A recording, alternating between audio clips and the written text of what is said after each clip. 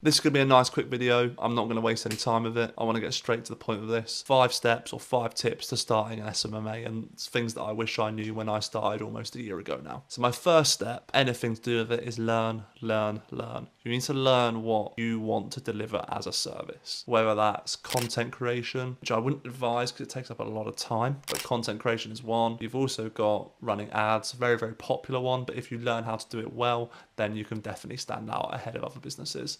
And then you've also got stuff like Google review campaigns, SEO, so Google ads, tons and tons of different services. If you learn one of those services really well and deliver that and do that well, then you're going to be onto a winner. So the first things first, you need to learn it. The second step is, and this is a very simplified version of an agency, but essentially to make your business successful, there's 3 things that you need to do. And those 3 things include, you need to do outreach, you need to understand sales, and you need to have an awesome service delivery. Do all 3 of these things better than most people, you're going to be onto a winner. And I'm still not there with that. And that's something that I want to get to. And I hope hopefully in a year's time when I'm still documenting my journey, I am there with that. But it's continuous progression. But that's my advice. So focus on outreach, sales, service delivery. On to step 3 now. Focus on getting all of those systems as good as possible. And the only way you're going to get those systems as good as possible is by doing them consistently. This brings me on to my next step, which is step 4. How are you going to get better at those? Well, offering out free trials. And I know what you're thinking, I want to make money from SMMA, but if you shortcut the stuff that you know is going to make your business successful in long term, that's only going to catch you up and catch you out. So taking the time to master all of that stuff in the first place